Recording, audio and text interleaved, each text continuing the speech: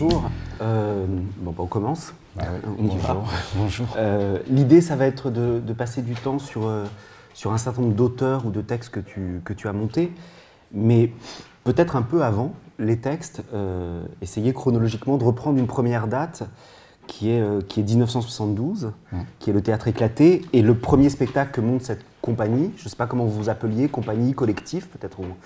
Ce premier spectacle s'appelle La farce de Burgos, c'est un spectacle militant et il n'y a pas de texte, ou il y a un drôle de texte. C'était quoi le projet et comment ça s'est organisé cette histoire-là? C'était ce qu'on pourrait appeler aujourd'hui un collectif, mais qui allait presque un peu plus loin, puisque non seulement on faisait du théâtre ensemble, mais on habitait dans la même maison, etc. etc. quoi. Donc c'était un vrai collectif. Le projet, c'était de parler de ce procès qu'avait fait Franco aux militants basques. Et on avait la chance que Gisèle Halimi, qui était une des avocates internationales autorisées à rentrer dans ce procès, puisqu'il était à huis clos et que c'était un procès avec des juges militaires. Je crois que sous ses jupes, elle avait passé un magnétophone et donc elle nous avait donné toutes les minutes du procès, c'est-à-dire... Et donc à partir de ça, on a écrit nous-mêmes un spectacle, quoi, en fait, qui... je ne sais pas comment dire, c'était à la fois... on faisait tout, c'est-à-dire qu'on faisait le décor, on faisait les costumes, on répétait, on jouait, on faisait les lumières, on faisait tout, quoi. C'est-à-dire qu'il n'y avait pas de... Il n'y avait pas, comment dire, d'organisation intérieure entre nous. Et c'est d'ailleurs une expérience qui nous a tous... aujourd'hui, tous les gens qui ont appartenu à ce collectif sont tous des grands acteurs, hein, Coendi, Marcon, Evelyne Didi. Et ça nous a tous énormément marqués, mais dans le bon sens. C'est-à-dire qu'on a appris plein de choses. Là, vous avez appris quoi? Parce que c'est rare quand même de dire qu'on a appris des choses du théâtre militant. Mais c'est pas sur le militant, c'est sur le vivre ensemble qu'on a appris des choses. Non, sur le fait effectivement qu'il y a, je sais pas comment dire, c'est des notions très... Le souci de l'autre quand on travaille, par exemple, on a appris ça. Aussi la liberté de l'autre, s'il n'a pas envie de se lever le matin pour mettre des clous dans le décor, tant pis, c'est pas grave. Il n'y a pas de discipline particulière. Enfin, des choses comme ça qui sont très simples, très basiques, mais qui sont... je ne sais pas, c'est une équipe. Hein, je veux dire, quand on présente un spectacle comme Le Temps et la Chambre, si ce n'est pas une équipe d'acteurs, ça n'a pas beaucoup d'intérêt non plus. Enfin, donc je pense que les liens entre les gens sont peut-être le phénomène le plus important là-dedans. C'est comme une assemblée, c'est comme une première assemblée démocratique qui a pour but finalement d'en rejoindre une autre qui s'appelle le public, quoi. Ou les spectateurs plutôt. Le projet politique du spectacle, c'était lequel? C'était de la conscientisation, c'était de l'agitation, c'était... C'était l'agitation et c'était de développer les théories marxistes-léninistes des accusés du procès, quoi. Donc si vous voulez, c'était du théâtre très militant, hein, c'était du théâtre d'agite-propre. À la fin, au lieu de saluer, on distribuait des tracts qui appelaient à la révolution marxiste-léniniste. Donc... Voilà. Ben oui. Non, ça a duré le temps d'un spectacle, hein, je veux dire. Après, on a réfléchi un peu. Non, mais on a réfléchi sur plein de plans. Après, on a réfléchi sur est-ce qu'on fait vraiment du théâtre ou est-ce qu'on est des militants politiques? Alors, on s'est dit qu'on faisait d'abord du théâtre et après, on s'est dit est-ce qu'on connaît vraiment ce métier? Est-ce qu'on est... Donc, on s'est dit on va monter l'exception et la règle de Brecht, comme ça au moins on retournera à l'école et puis on va voir comment c'est fait un texte, comment c'est fait une théorie théâtrale, puisqu'il y a une théorie qui soutient ces pièces-là.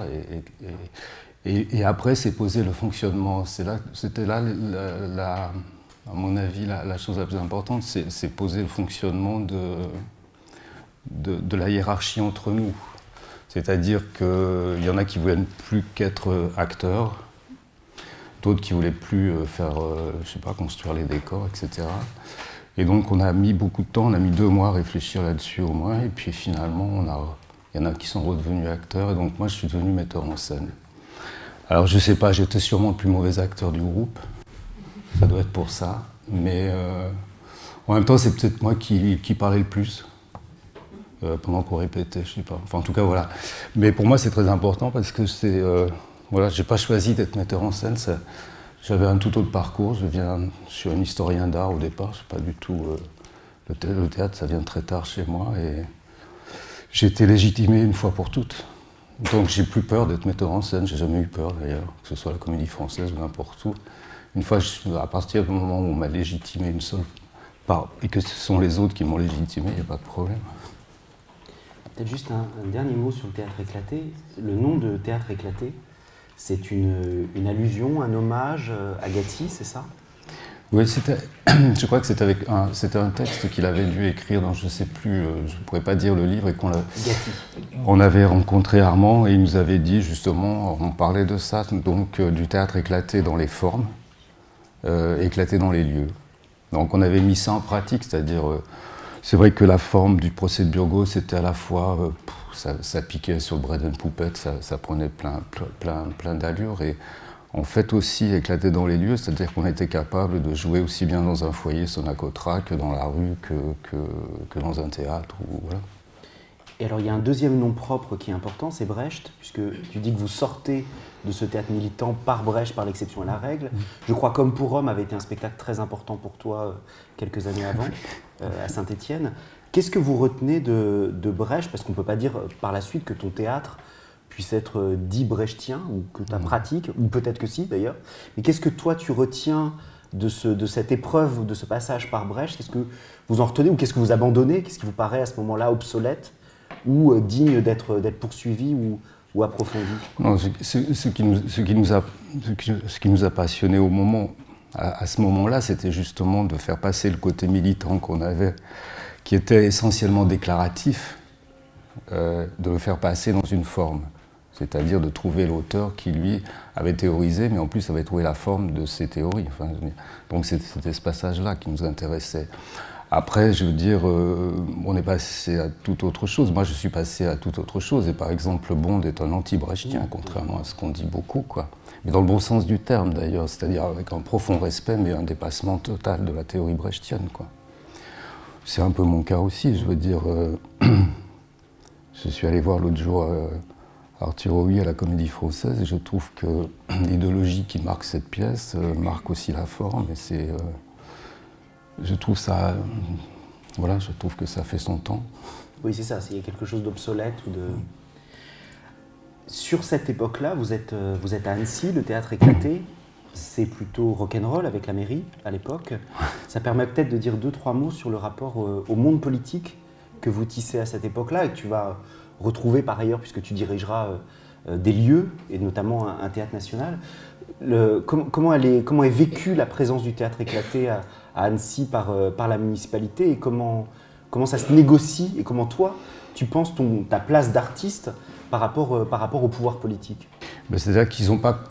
Quand on est arrivé, on s'est enfermé pendant 6 mois pour écrire ce spectacle. Donc, comme on appartenait à ce qui était la préfiguration d'une scène nationale, ils n'ont pas très bien compris qu'on ne fasse pas un Marivaux tout de suite. Enfin, je veux dire, donc ils étaient très. Il y avait beaucoup de soupçons sur ce qu'on faisait ou ce qu'on allait faire. Et d'un autre côté, on était on allait voir les immigrés espagnols, les gens comme ça et tout ça. Et donc, on a fait des premières à Annecy qui étaient assez incroyables. Il y avait des gens qui s'étaient tricotés des pulls aux couleurs du drapeau basque. Enfin, non, il y avait il y a eu, je ne sais pas comment on dit, une émulation incroyable parmi les spectateurs. Donc, et évidemment, ça leur a fait immédiatement peur. Et donc, ils nous ont supprimés, c'est-à-dire on n'a plus appartenu, on n'a plus fait partie de la scène nationale. Ils nous ont mis de côté en nous disant, mais de toute façon, présentez les spectacles, puis on va faire une aide à la création, vous présentez le projet, on vous la file. Comme ça, ils pouvaient dire non, ce qu'ils ne pouvaient pas faire avant, quoi. Donc ça, déjà, c'était une première chose. Et après, très bizarrement, on s'est rendu compte, on travaillait en plein milieu d'Annecy, je ne sais pas si les gens qui connaissent, à l'endroit exactement où il y a le théâtre maintenant, Bonlieu et le centre commercial. Et là, il y avait une grande maison sur 3 étages qu'on avait complètement occupée, dans laquelle on répétait. Et tout à coup, on a su qu'elle était frappée d'alignement, et puis on a vu la grosse boule là, en ferraille là, pour balancer les murs, quoi. Donc là, on a décidé d'occuper le lieu avec des spectateurs, hein, pas tout seul. C'est-à-dire qu'en permanence, il y avait 80, 100 personnes qui occupaient la nuit, etc. Tout ça. Jusqu'à ce que Bosson, le maire d'Annecy, arrive avec son écharpe et les CRS à 5 h du matin, quoi. Annecy, ils n'avaient jamais vu ça. Enfin, c'était pas l'endroit où il y avait des luttes ouvrières suffisantes pour que voilà. Donc on est sorti calmement et après, je me souviens, avec André Marcon, on s'est retrouvés dans le bureau du maire qui nous a dit écoutez, messieurs, mon conseil municipal et moi, nous avons fait la résistance, donc vous ne faites pas peur. Donc c'était ça le premier rapport avec le politique, c'est-à-dire un truc très, très conflictuel, quoi. Bon, après, je suis resté à Annecy et Bernard Bosson, le fils quand il est devenu maire, il m'a tout de suite appelé en disant « on ne recommence pas les mêmes conneries avec mon père, viens voir et puis on va essayer de se mettre d'accord sur comment on peut et vous aider, trouver un lieu, etc. etc. » Voilà.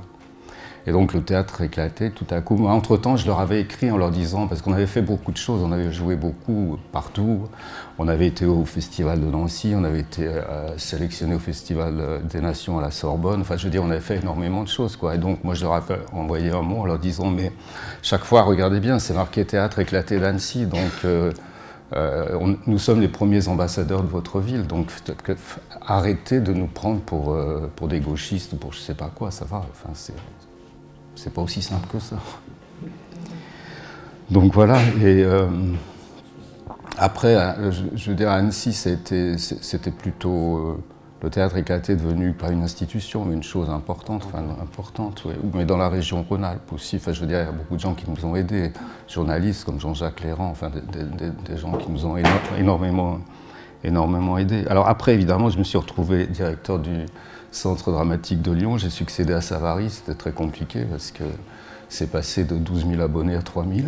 Puis c'est pas tout à fait les mêmes esthétiques. Non. Mais bon.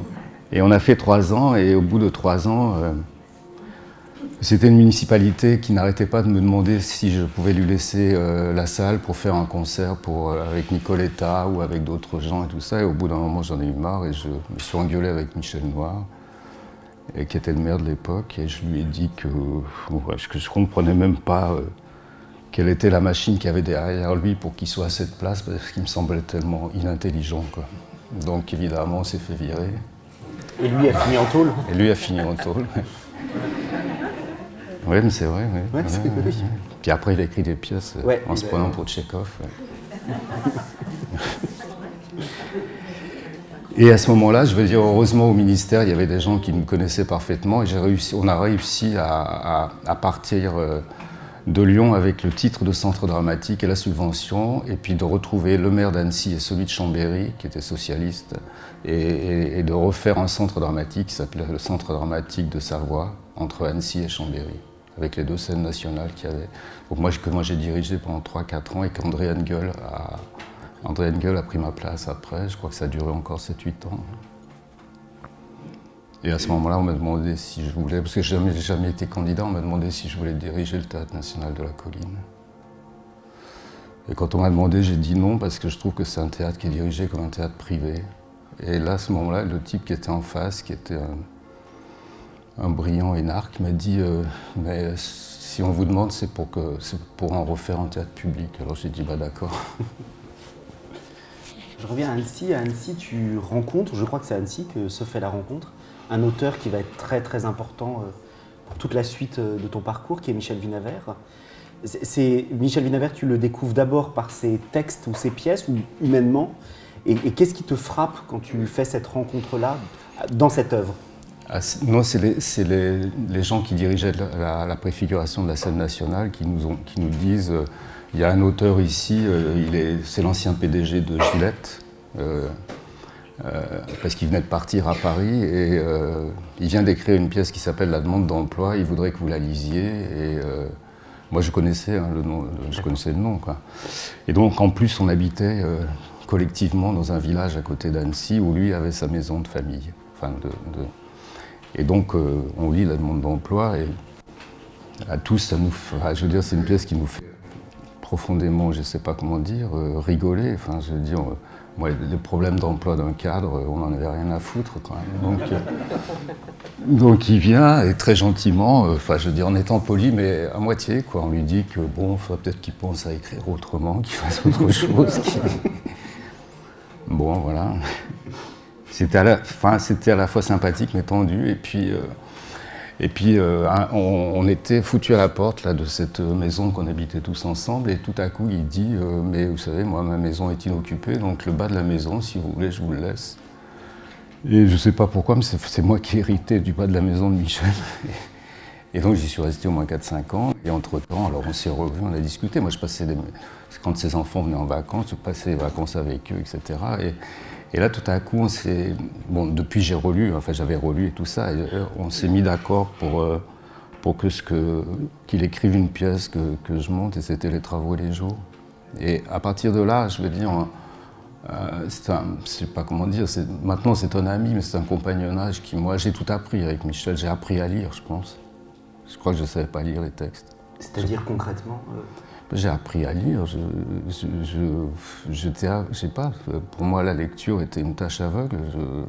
Je croyais comprendre, mais je ne comprenais pas. Enfin, ouais, j'ai appris à lire, j'ai appris le respect des textes, j'ai appris plein de choses, enfin, mais qui sont pour moi fondamentales, quoi. Mais qui ne sont pas de l'ordre analytique, c'est pas analyser un texte, c'est... J'ai appris un truc de lui, par exemple, c'est laisser faire la pièce. Je trouve que c'est de plus en plus important, ça. C'est-à-dire, je vois plein de camarades ou de jeunes gens qui veulent tout de suite imprimer quelque chose sur une pièce. Je trouve que c'est plus important de la laisser faire, c'est plus compliqué. Mais il faut la laisser faire, la pièce.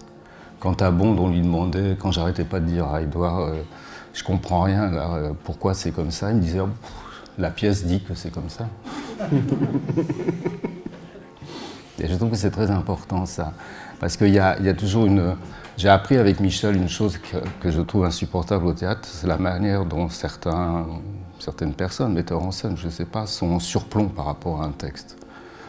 Je pense que c'est vachement dur de servir un texte, de partir à la conquête d'un texte. Enfin, je veux dire, c'est... Bon, c'est peut-être parce que j'ai fait des études d'histoire et d'archéologie, mais les archéologues, quand ils travaillent sur les fragments, ils travaillent sur des fragments et puis ils éditionnent les fragments, mais ils n'ont jamais la vision totale de l'amphore ou de je sais pas quel chapiteau. Ben, je trouve que monter une pièce, c'est pareil. On n'a jamais la vision totale. Enfin, je veux dire, il n'y a peut-être que le spectateur qui peut l'avoir. Et donc, si on fait le chemin inverse, si au contraire on part de la vision totale, moi, ça ne m'intéresse pas. Enfin, si j'ai appris des choses comme ça avec lui. Et très vite pour toi, parce que Les Travaux et les Jours, si je ne dis pas de bêtises, c'est 1980 ou 81, c'est où, oui. Très vite pour toi se met en place l'idée que tu vas monter une pièce de Vinaver, au-delà de ce que tu apprends de lui, ou est-ce que ça met plus de temps et comment tu... Qu'est-ce que Vinaver t'a aussi appris dans le travail purement de mise en scène, puisque on est très loin de La Farce de Burgos, on est très loin même de Brecht, on est très loin même de Gatti. Chez Vinaver, on est dans une sorte presque de rétention, là où des textes militants sont plus déclaratifs et explicites. On est constatif chez Vinaver. Je trouve que c'est un homme de biais, c'est-à-dire qu'il prend tout en biais, il ne prend jamais rien de manière frontale. Et je trouve qu'il y a ça dans son théâtre, et ça me paraît important, parce que c'est comme si dans son théâtre, il y avait... Ça, c'est très tchécovien d'ailleurs. C'est comme s'il n'y avait pas de hiérarchie dans les thèmes. Donc ça veut dire que la chose la plus inconsistante ou la plus insignifiante côtoie la chose la plus importante. Sans hiérarchie dans la manière de l'écrire. Ça, pour moi, c'est très important. Souvent, Michel, il partait de... Je ne sais pas, quand j'ai monté Les Voisins, je connaissais les 4 phrases à partir desquelles... des 4 répliques à partir desquelles il a commencé à écrire la pièce sans savoir où elle allait. C'est-à-dire, il avait vaguement l'idée, mais sans avoir fait un plan précis de la structure de la pièce. Et il se laissait aller au rythme d'écriture. Donc, j'ai appris aussi avec lui ce que c'est que, bien que ce soit la chose la plus complexe à définir, ce que c'est que la matière sonore dans une pièce, c'est-à-dire l'inverse du sens, c'est-à-dire la primauté du sonore. Je pense qu'il est beaucoup plus... Mais il va très loin, lui, je pense qu'il est plus intéressé. Je crois que Michel, quand sa pièce est publiée, pour lui, le théâtre, ça s'arrête là, souvent. Ou quand il vient, ce qu'il a envie, c'est d'entendre, et il n'a pas envie de voir. Donc c'est déjà une... Voilà. Et je pense que le matériau sonore dans ces pièces, c'est une chose très importante, d'où on peut employer ce mot-là, partition. Quand j'ai monté Les Voisins, par exemple, il m'a mis le texte en partition. C'est-à-dire mais je lui ai demandé, hein, c'est-à-dire qu'en fait, il y avait tout un système très simple, où il y avait des chapeaux quand il fallait insister, je veux dire, savoir si le rythme était staccato, s'il était fluide, s'il y avait des assonances, des dissonances, etc. Enfin, je veux dire, mais une mise vraiment en partition. Et quand on l'a travaillé avec les acteurs, j'ai monté 2 fois, d'ailleurs les 2 fois avec des distributions très différentes, et chaque fois, je veux dire, c'est passé pendant 15 jours par ce travail seulement, et pas du tout par qu'est-ce que ça veut dire, pourquoi, etc., quoi. Et en fait, on s'est rendu compte que, une fois qu'on avait fait ça, on avait tout compris presque. C'était plus la peine évidemment, on a reparlé, on parlait des personnages, etc., mais que l'essentiel du travail était fait. Et donc, enfin, je sais pas, donc après, moi, quand j'étais en histoire de l'art, j'avais aussi Maldinet comme prof, et Maldinet ne parlait que du rythme, tout en disant que c'est une chose qu'on ne peut pas rechercher, c'est une chose qui advient ou qui arrive, et que ce serait stupide de chercher un rythme, par exemple. Et ça, ce travail sur le sonore, sur le rythme, c'est une chose qui se retrouve que tu as instauré quasiment en travail permanent, ou c'est très propre au travail sur les textes de Vinaver? Non, c'est plus proche, c'est plus propre au travail avec Michel, mais ça peut... Après, le problème de Tchekhov, c'est que c'est des traductions. Le problème de Bond, c'est que c'est des traductions. Je pense qu'on pourrait faire exactement ce travail sur Édouard, parce que c'est un grand poète, mais je veux dire, le texte français, tout à coup, bon, il n'a pas la bonne forme, mais même si c'est Vitos, par exemple, c'est très très belle traduction, mais bon, voilà, il n'y a pas le... Voilà, c'est pas du tout la même chose. Donc c'est très lié au travail avec Michel. Mais il n'empêche que, par exemple, quand on prend... je ne sais pas, puisque je fais beaucoup de travaux dans toutes les écoles nationales de formation d'acteurs. Souvent, je veux dire, la partition d'un texte ou la prosodie, enfin, je veux dire, c'est quand même un art, la prosodie. Je veux dire. Souvent, par exemple, c'est très ignoré dans la formation des jeunes acteurs. Donc tout à coup, je veux dire, on sait... les phrases n'ont pas d'attaque, elles n'ont pas de finale, je veux dire, il n'y a pas de brève, il n'y a pas de longue, etc. Enfin, je veux dire, tout ce qui est à l'armature d'une phrase. Mais je veux dire, même, je pense que Gilles, qui est là, peut encore en parler. Je veux dire, il y a 2 jours, sur le temps et la chambre, j'ai encore parlé de ça, c'est-à-dire de l'énonciation. Ça me semble tellement important, ça, et je trouve que c'est un art. C'est pas seulement... c'est l'inverse de ce cette pseudo-immédiateté qu'il peut y avoir dans les plus mauvais films français, par exemple, au niveau du dialogue.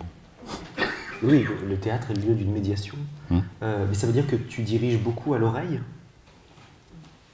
C'est difficile de diriger à l'oreille. Non, c'est pas seulement ça. C'est... Oui, il y a de ça, mais je veux dire, on peut pas. Quand on est extérieur, on peut pas rentrer. Enfin, pour moi, il y a toujours une limite que je franchis jamais. D'ailleurs, quand je répète, je vais jamais sur le plateau. Et c'est pareil, je pourrais pas rentrer dans je sais pas comment dire, dans la tête d'un acteur pour lui dire qu'il vaudrait mieux qu'il ferme la phrase comme il faut. Ça peut m'arriver, mais je prends des moyens détournés plus intelligents. Donc je dis, par exemple, tu vois, ce rôle procède que par énonciation et surtout par affirmation, donc mets des points. Voilà. C'est une manière plus élégante de le dire.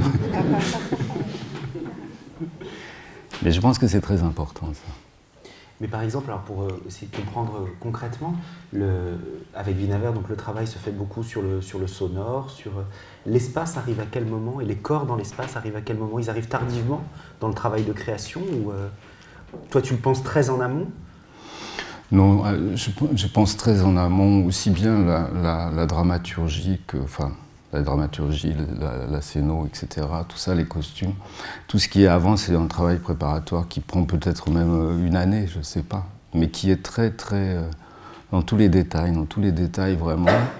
Mais pour moi, ce qui compte, c'est qu'une fois qu'on a fait ça, c'est de perdre le fil, c'est-à-dire d'oublier, c'est-à-dire se remettre dans la situation de ne rien savoir. C'est compliqué à faire, hein, parce que j'ai pas toujours fait ça. Il y a des moments où j'arrivais gonflé de tout ce que je savais et je commençais à imposer des trucs et tout ça. Je pense que maintenant, je suis à peu près faire le contraire, c'est-à-dire, mais c'est une, comment dire, c'est une attitude que j'essaye d'avoir. Enfin, je me provoque et je m'efforce de perdre le fil, c'est-à-dire d'oublier. Et à ce moment-là, il y a des choses qui arrivent où tout à coup, je ne sais pas, l'intuition d'un acteur ou l'imagination d'un acteur tout à coup peut me renvoyer à quelque chose que je n'avais pas vu ou, voilà, ou qui correspond à ce que je voulais mais qui devient totalement évidente. Enfin, c'est des choses comme ça, quoi. Et donc, on n'est pas toujours en train de revenir à l'idée première et d'essayer de la concrétiser au maximum et d'appuyer, d'appuyer et d'appuyer, quoi. C'est le contraire. C'est ce que je veux dire, c'est ça aussi, laisser faire la pièce, c'est ça aussi. Et ce travail dramaturgique d'un an avant d'oublier, il consiste en quoi, j'imagine, donc dans des relectures extrêmement serrées des textes, mais c'est quoi? C'est aussi un travail de documentation, de rêverie, Bon, je ne sais pas, quand je monte la pièce de Peter Handke, par exemple, Toujours la tempête, je crois qu'il a écrit 42 romans, je les ai tous relus. Enfin, donc ça prend du temps. Mais c'est magnifique, enfin, je veux dire, c'est du temps. J'ai fait pareil sur Boto-Strauss d'ailleurs. Enfin, mais alors ça peut être ça peut être tout à fait autre chose. Hein, je veux dire, c'est. Et là, par exemple, je vais monter Tourguenieff, je ne connaissais pas bien. Jacques Weber, qui connaît bien Flaubert, par exemple, m'a passé une correspondance magnifique entre Flaubert et Tourguenieff. Voilà, c'est des choses comme ça, quoi. Ou alors tout à coup, j'ai trouvé des articles de Virginia Woolf sur Tourguenieff et ses romans. C'est formidable à lire, quoi. Parce que tout à coup, par exemple, là, elle se met à parler, elle a remarqué une chose incroyable, et moi je ne l'avais pas vu ça, par exemple, c'est que quand les personnages ont une émotion, que ce soit dans les romans ou dans les pièces, ont une véritable émotion, tout à coup ils se mettent à parler de l'atmosphérique, c'est-à-dire du paysage ou de ce qui les entoure. Et donc c'est vraiment voilà, je trouvais que c'était vachement beau de penser à de la psychologie atmosphérique, quoi. Il y a une chose qui est frappante quand on lit le beau livre d'ailleurs d'entretien avec Odile Quiraud chez Actes Sud, le nouvel ministre, c'est l'importance ou la prégnance des sciences humaines, de la philosophie aussi dans ton travail de documentation. C'est Stanley Cavell, tu parlais tout à l'heure de Maldinet, ou Virginia Woolf que tu montres parce que tu as lu un livre de Paolo Alto. Ah oui, et à quel moment, comment est-ce que tu envisagerais ou comment est-ce que tu expliquerais ton rapport justement à la philosophie? Il y a Rancière aussi, tu parlais de perdre le fil, le fil perdu est le titre d'un livre de Rancière. Comment est-ce que tu décrirais l'apport de la question théorique dans ton travail d'inspiration et de metteur en scène? Ça se joue à quel endroit? Est-ce que c'est une nécessité? Est-ce que c'est du hasard? Est-ce que c'est systématique? Non, c'est pas systématique, c'est un peu hasardeux, mais c'est tout à coup, il y a... je sais pas, on est frappé par une expression. Alors, et tout à coup, cette expression, on la garde pour soi, et tout à coup, elle devient, c'est pas un concept, mais elle devient comme une manière d'être dans le théâtre. Je ne sais pas, par exemple, un jour j'ai dû lire la différence qu'il y avait entre produire et interpréter. Je crois que ça vient de Deleuze, d'ailleurs. Et bon, par exemple, ça m'arrive souvent de dire aux acteurs, produisez le texte, arrêtez d'interpréter, ça gonfle, les artistes interprètent, c'est pas très intéressant, mais par contre, ce qui est intéressant, c'est de produire le texte, parce qu'à ce moment-là, il y a conscient et inconscient confondus, par exemple. Donc voilà, c'est des choses comme ça. Je sais pas, si on prend sur Lacan, ça doit être l'étrange simplicité, par exemple. Je sais pas, il y a des tas de mots comme ça qui me retiennent. Ou alors, je veux dire, quand je sais pas, quand je suis en colère et que je veux faire mal ou je sais pas quoi à travers une pièce, je sais pas, je pense à René Char et quand il dit si tu détruis, emploie des outils nuptiaux. Donc, voilà. Ça me calme.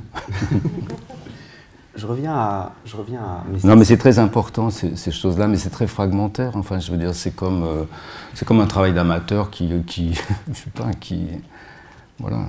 qui retient 4 trucs, qui met dans sa poche, mais ça lui sert. Voilà. C'est des outils en fait. Des outils suggestifs. Je reviens à Vinaver, mais ça ne s'éloigne pas du tout de ça. Tu dis le travail est principalement sonore pour Vinaver. il n'empêche qu'il y a une dimension où il y a un projet politique quand même à ton théâtre. Le livre que vous sortez après ton départ à la colline s'appelle « Quitter le théâtre affamé de changement », donc c'est qu'il y a quand même un projet politique ou social. Comment est-ce que tu décrirais pour Vinaver le projet politique qui reste ou qui agite son œuvre, dès lors que, tu l'as dit, la chose est peut-être principalement ou prioritairement dans le sonore, dans la déhiérarchisation. Comment est-ce que toi, tu articules la mise en scène des œuvres de Vinaver avec un projet politique peut-être? Je crois que pendant très longtemps, il a parlé de ce qu'il connaissait parfaitement, c'est-à-dire l'entreprise.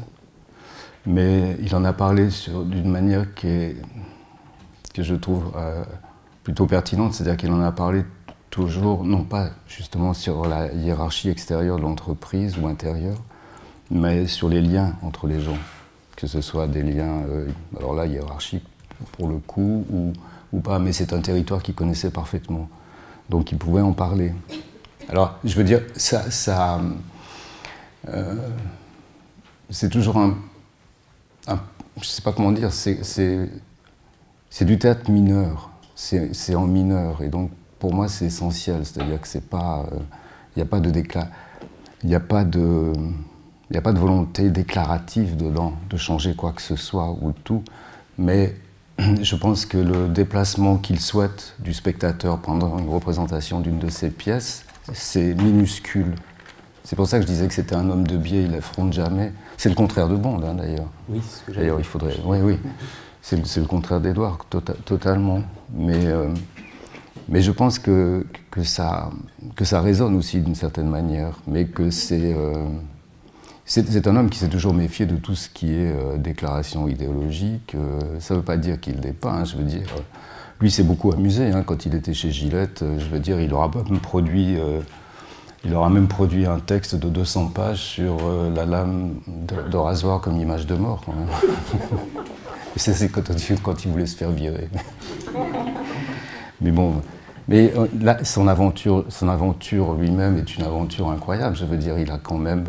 c'est parce que L'Oréal, à l'époque, cherchait quelqu'un qui pourrait lancer un produit pour les permanentes à froid chez les femmes, il a vu ça dans le monde, il s'est présenté, il a été pris, il a fait ça pendant 1 an, et à la fin, il a dit « bon, je ne fais pas l'affaire ». On lui a dit « non, au contraire ». Et donc, il a gravi quand même toute la hiérarchie jusqu'à être le PDG pour le marché extérieur, et puis après, à passer chez Dupont, etc. quoi. Donc, et c'est très étonnant parce qu'en fait, il était un PDG chez Gillette, et pour la critique dramatique française, même Bernard Dorte, il était le continuateur de Brecht. C'était quand même une position incroyable. Contradiction. Mais je pense que c'est ça qu'il y a chez Michel qui est beau. D'ailleurs, je pense que je ne dois pas en être très loin, je dis ça modestement, mais que je pense qu'il n'y a que le paradoxe qui est intéressant. Je pense que le théâtre ne devrait produire que des paradoxes, et je pense qu'il n'y a que les contradictions ou l'oxymore qui a une valeur théâtrale. Le reste, on s'en fout, quoi. Enfin, c'est pas très intéressant. Alors justement, on peut passer à une deuxième grande œuvre sur laquelle tu as travaillé, qui est un peu, comme tu le disais, l'envers ou l'inverse, qui est une œuvre extrémophile. Dans le livre, tu dis le théâtre devrait être extrémophile, ce qui est étonnant quand on pense à Vinaver, qui pour le coup ne l'est pas. Ne l'est pas. Ne l'est pas du tout. Qui est l'œuvre d'Édouard Bond, dont tu es le metteur en scène important, très important, parce que tu as révélé aussi cette œuvre qui avait déjà un passé, mais je me souviens des pièces de guerre, le choc qu'ont été les pièces de guerre. Tu découvres l'œuvre de Bond à quel moment et avec quelle pièce? Est-ce que très très vite tu te dis je vais le créer, ou est-ce que ça prend encore du temps? Non, je lis la pièce, c'était La Compagnie des Hommes. Je lis la pièce et Cronbeck voulait que je la fasse à Avignon, et quand j'ai lu la pièce, je lui dis écoute, cette pièce, il faut absolument la monter, mais je ne la comprends pas encore et je ne peux pas la monter à Avignon. Puis en plus, je ne veux pas la faire en plein air, etc. Et puis là-dessus, j'ai eu la chance que le directeur du Théâtre de la Ville, Gérard Violette, me dise OK pour la monter à la rentrée après. Donc j'ai pris le temps et puis j'ai pris le train et puis je suis allé à Cambridge et je suis allé le voir. Et je suis tombé sur un homme excessivement méfiant, d'ailleurs, qui se méfiait énormément parce qu'il avait eu des expériences théâtrales qu'il n'aimait pas, donc il était très soupçonneux et méfiant. On a discuté, c'était pas particulièrement agréable non plus. Mais par contre, il y a une chose qui était assez étonnante, c'est qu'à un moment, je lui ai dit ce que je pensais vraiment. Je lui ai dit, je lis la pièce, mais je la comprends, et à des moments, je suis complètement décentré. Et donc, il faut que je m'arrête, que je revienne, que je reprenne.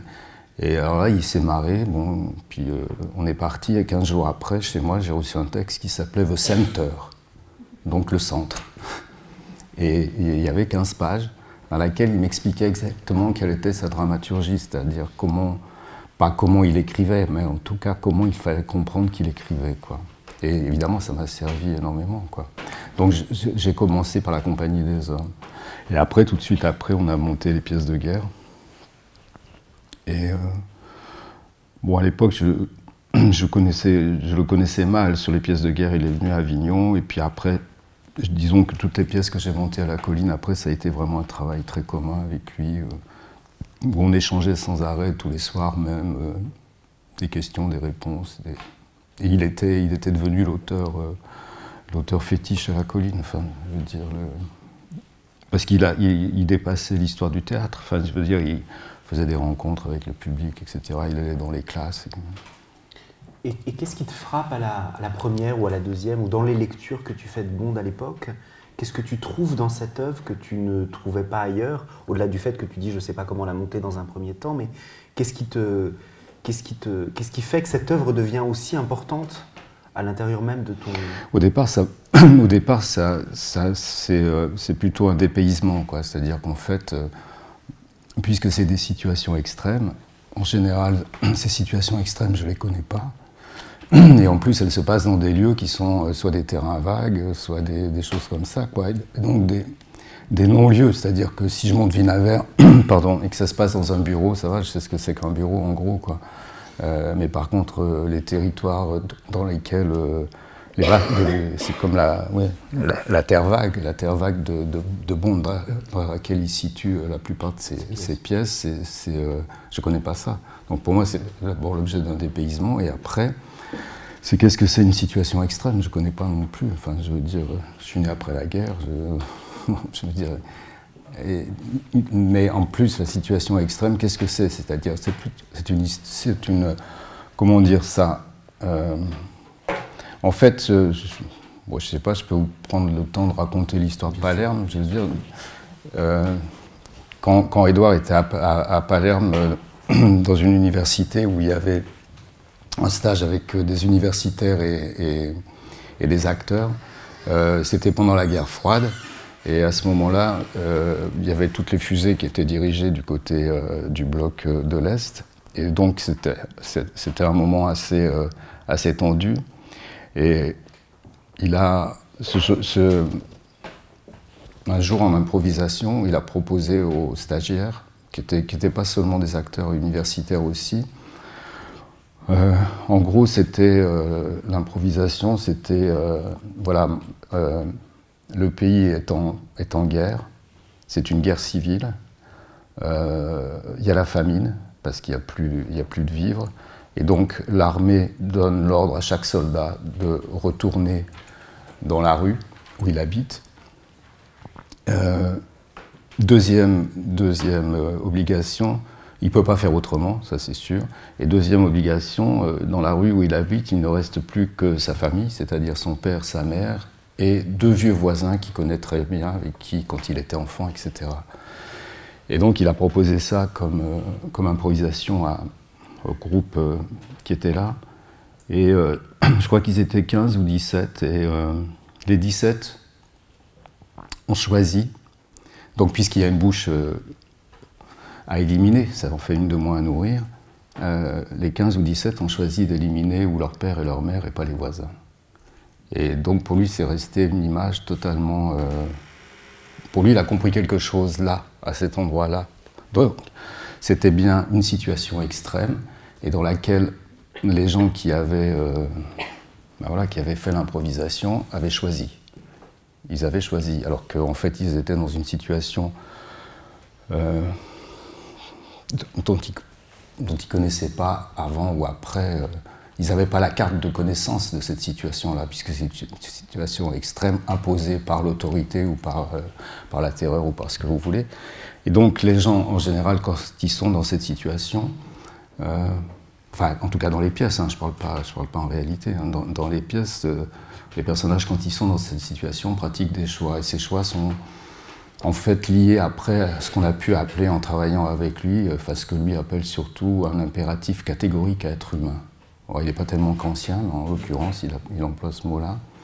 Et cet impératif catégorique à être humain est sûrement lié à la notion de justice qu'on a tous depuis la naissance, on pourrait dire. Donc voilà, mais ça, c'est vraiment je ne sais pas comment dire, c'est le centre, vraiment le centre de sa dramaturgie, le centre de pourquoi il écrit, vraiment. Mais la difficulté avec l'œuvre de Bond, c'est que c'est une œuvre qui ne recule pas devant l'évocation de la violence, devant la brutalité. Comment est-ce qu'on anticipe en termes de travail? Tout à l'heure, tu disais que tu avais des difficultés avec une sorte d'immédiateté théâtrale, cinématographique aujourd'hui, qui ne travaille pas la forme, le recul, la distance. Comment est-ce qu'on articule ça avec la brutalité? Moi, je me souviens des images des pièces de guerre, où il y avait où vous ne contourniez pas cette question-là. Comment est-ce qu'on fait pour permettre les deux en même temps? Pour ne pas être complaisant? Est-ce qu'on a cette inquiétude aussi? Oui, bien sûr, oui. Moi, je lui ai même dit, quand j'ai monté Naître, qui est la dernière que j'ai fait à Avignon, où il fallait écraser un enfant sur un bouclier de CRS, à un moment, je lui ai dit, ça me fatigue maintenant de faire ça. Non, mais parce que je sais d'avance qu'il y a 60 personnes dans la salle qui s'en vont, et que c'est un problème. Même si ces gens-là réfléchissent après et reviennent, mais c'est un problème. Donc moi, je lui ai dit souvent ça. Parce qu'en fait, dans ces pièces, je veux dire, une fois que disons, quand on arrive à la fin des pièces de Bond, je veux dire, en 4 répliques à la fin, il retourne tout et il fait une fin qu'on pourrait dire, entre guillemets, parce qu'il ne faut pas exagérer, mais qui serait presque optimiste, c'est-à-dire sur la suite. Seulement, les gens ne voient pas, c'est en 4 répliques. Si je prends La Compagnie des Hommes, au moment où, je ne sais plus comment il s'appelle, Léonard, est pendu, je veux dire, juste avant, il donne sa montre à Barclay, c'est-à-dire il donne le temps, et il lui donne de l'argent, et il lui dit de partir.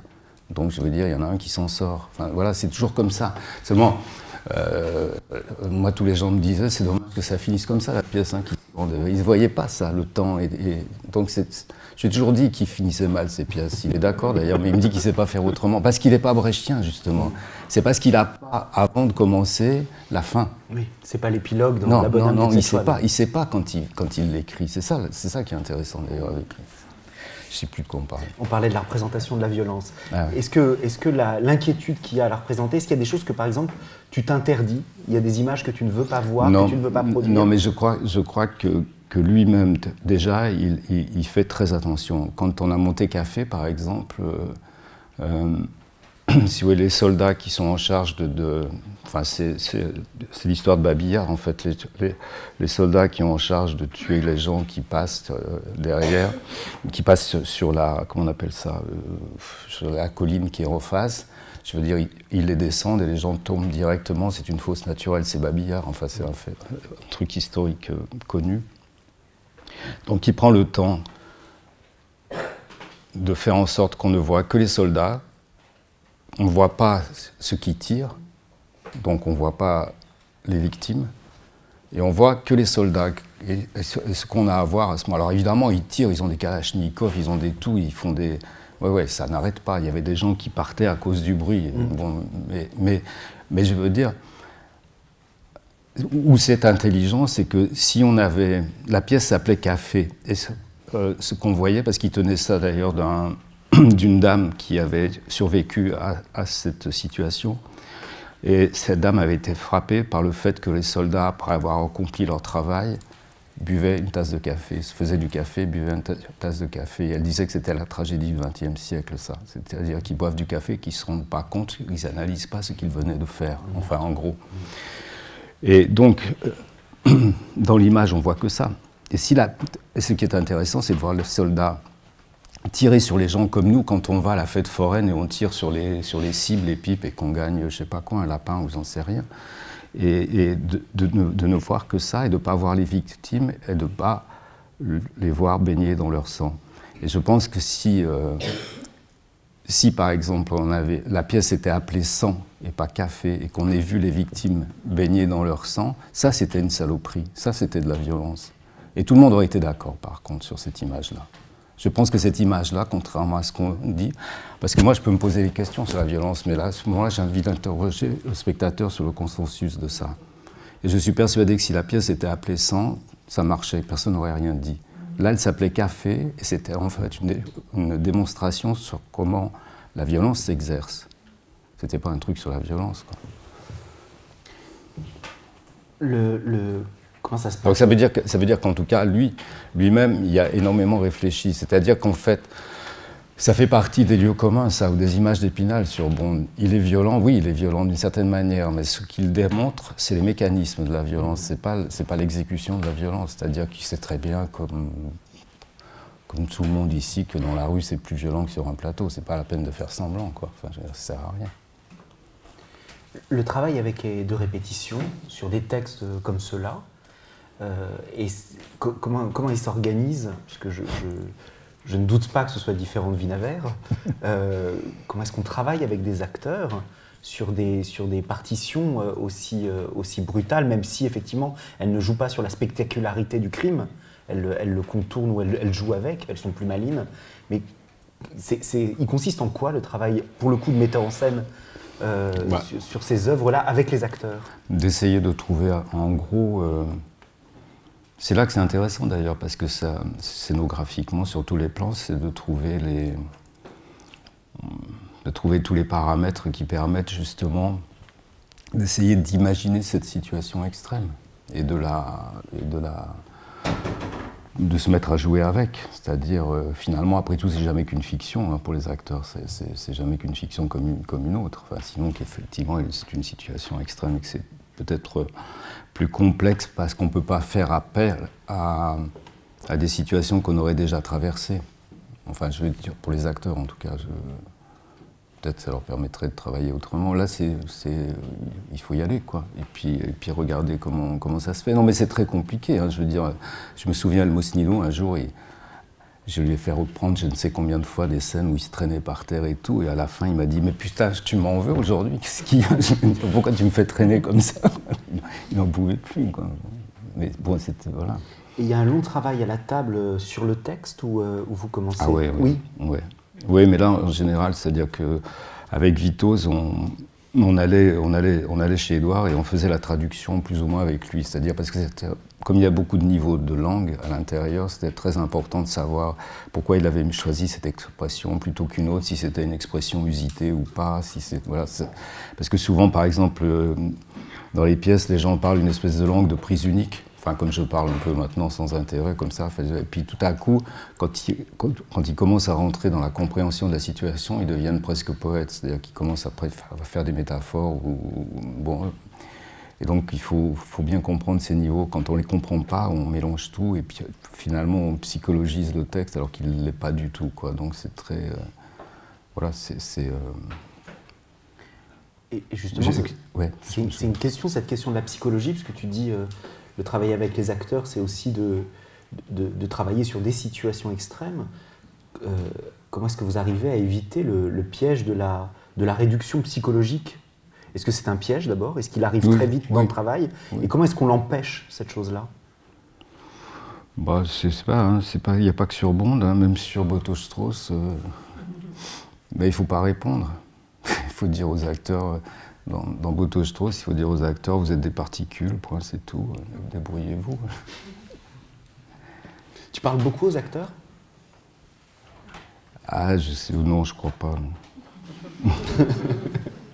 Non, mais ça vient de... Non, je crois que c'est très... C'est là que c'est difficile. Je crois que c'est très important de pas l'ouvrir pour dire n'importe quoi. Non, mais vraiment, c'est fondamental. Dans une répétition, c'est fondamental. Donc, si on ne sait pas trop, il vaut mieux se taire, quoi. Si vraiment on met le doigt sur une chose, enfin, si vraiment il y a un truc qui est hyper... Enfin, voilà, là on peut le dire, même si ça prend, alors là ça peut prendre une demi-heure, ça fait rien, je veux dire, pour arriver à toucher l'essentiel, mais sinon il faut la fermer, je veux dire, c'est surtout pas, quoi. Parce que moi j'ai tellement vu des gens baratiner que je peux plus, ça me gave. Donc de temps en temps tu laisses du silence face à une demande ou face à je crois qu'il y a des fois je dis carrément je ne sais pas, hein. Moi, j'ai vu Antoine Vitesse dire combien de fois à ses acteurs, ah mais écoutez, je ne sais pas. Et je ne sais pas si on arrivera à la fin. Non, il disait ça souvent, Antoine. Comment tu expliquerais le fait que Bond est globalement un auteur mal aimé ou un auteur drôlement apprécié, ou bizarrement apprécié à l'intérieur de l'histoire du théâtre, toi qui l'as beaucoup travaillé? C'est une œuvre qui est encore polémique aujourd'hui. Oui, ce que je disais tout à l'heure, mais je pense qu'il y a de ça, enfin il y a de sa faute dramaturgiquement, c'est-à-dire que je pense que les retournements finaux qu'il fait à la fin sont pas suffisants. Alors évidemment, il a l'honnêteté de dire qu'il n'a pas les moyens de le faire et qu'il ne sait pas le faire, donc ça veut dire que les gens restent toujours sur une idée de noirceur, de pessimisme, de complaisance à la violence, enfin tout ça, quoi, je veux dire, d'auteurs idéologiquement définis, alors que c'est le contraire. Enfin tout ça, je veux dire. Et puis bon, tout ça évidemment, et là-dessus il y a l'entassement du discours secondaire, c'est-à-dire Fabienne Pascaud, tout ça, je veux dire, et puis voilà, quoi. Enfin, et par ailleurs, il y a un discours aussi premier qui est le sien. Il écrit beaucoup théoriquement sur ce qu'il produit. Tu disais tout à l'heure que le texte de Santer avait été important. Est-ce que son œuvre théorique continue à influer sur ton propre travail d'artiste, ou est-ce que c'est une partie que tu délaisses ou qui t'intéresse moins? Non, je pense que par exemple, la première œuvre, enfin le premier travail qu'il a fait théorique, qui s'appelle le commentaire sur les pièces de guerre, est un texte fondamental. Après, il y a des notes sur le postmodernisme qui sont plutôt intéressantes. Et puis, je pense que plus ça va, plus ça devient... je crois que ça n'intéresse plus que lui, au bout d'un moment. Où il n'y a plus que lui qui comprend ce qu'il dit, quoi. Mais je comprends ça, c'est ça son importance. Mais ça veut dire que moi, là-dessus, j'ai décroché pas mal, quoi. Enfin, j'ai arrêté, quoi. Mais en plus, elles sont beaucoup plus généralistes, c'est pas le mot parce que ça voudrait rien dire, mais elles englobent plus de choses que les pièces elles-mêmes, quoi. Donc il y a des moments où ils s'étalent sur d'autres notions qui sont pas forcément... Il y a un truc qui est très bizarre chez Édouard, c'est qu'il est autodidacte, profondément autodidacte, mais qu'il a lu toute la philosophie de la Terre. Mais des fois, comme tous les autodidactes, il n'emploie pas les mots aux bons endroits, ce qui fait que théoriquement, des fois, il se plante légèrement, enfin, ou tout à coup, il prend un mot pour un autre, et donc c'est compliqué. Juste une question je reviens sur cette question de la violence. Tu disais tout à l'heure si on avait appelé la pièce sang et si ça avait été une représentation spectaculaire du sang, elle aurait fait consensus. Comment tu expliques a priori, ce qui pourrait être un paradoxe, à savoir que la représentation la plus littérale de la violence, sous d'une salle, là où son contournement ou sa formalisation va la diviser? Ça, je ne saurais pas, ça. Je sais pas. Non. Parce que, a priori, ça ne va pas de soi. Non, ça ne va pas de soi, mais là, si je me mets à parler de ça, je vais rentrer dans le commentaire. Enfin, je ne saurais pas bien dire, parce que moi, je produis enfin, je ne produis pas d'images, d'ailleurs, mais voilà, mon métier, c'est metteur en scène. Je ne sais pas parler de ça. Je le remarque, c'est-à-dire l'histoire du consensus, je le vois très bien. Je vois très bien comment... je vois très bien, par exemple, quand on montre Qui a peur de Virginia Woolf, comment, si on fait la scène de ménage entre Martha et puis je ne sais plus comment il s'appelle, Georges, si on fait la scène de ménage, on fait consensus. Je veux dire, on a la bataille sur scène et on a le couple qui se... Donc, c'est un miroir, je ne sais pas, c'est une chose comme ça, quoi. Si on le montre autrement, si par exemple ce qui anime Georges et Martha, c'est un protocole de survie, et que c'est un conflit coopératif, par exemple. Là, c'est vraiment, ça c'est une contradiction absolue, le conflit coopératif. Et si on le montre comme ça, on risque de faire dissensus. C'est ça que je veux dire, mais j'en sais pas plus là-dessus. Je ne saurais pas analyser pourquoi. Est-ce que, parce que dans le... Ou alors, il faut rentrer dans le fait que c'est ce qu'attendent les gens. Mais moi, je ne peux pas parler à la place des spectateurs. Enfin, comment dire? Il y a une chose qui me fascine, je veux dire, puisqu'on revenons à ça, quand on jouait Naître au café, je veux dire, à Avignon, j'étais obligé de m'engueuler avec un journaliste parce qu'il avait écrit qu'on tirait sur le public. Moi, je ne me suis jamais permis de faire ça. Et aujourd'hui, quand je lis, par exemple, un compte-rendu des damnés, et où tout le monde dit « mais c'est génial, à la fin, il a une Kalachnikov et il tire sur le public », mais non, non. Non, ça c'est du consensus. Ça c'est de la merde. Enfin, pardon.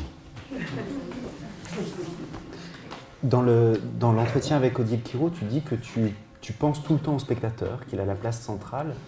Est-ce que dans ce type de mise en scène, tu anticipes les effets que tu vas produire sur le spectateur, ou est-ce que, puisque là tu dis, je ne peux pas parler à sa place, mais ce spectateur, est-ce qu'il est anticipé, imaginé quand même, sur ce que tu essayes de produire sur lui, ou il fera son travail avec ce qu'il voit, et ce n'est pas ta question?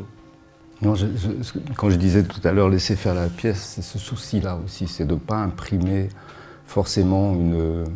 Mais je comprends qu'on fasse du théâtre autrement, qu'on ait une vision et qu'on ait envie de la développer, et à ce moment-là, que la pièce ne soit qu'un matériau, je veux dire, enfin bon, pourquoi pas, j'ai rien contre toutes les formes de théâtre, m'intéresse, c'est pas le problème. Moi, je ne sais pas faire ça.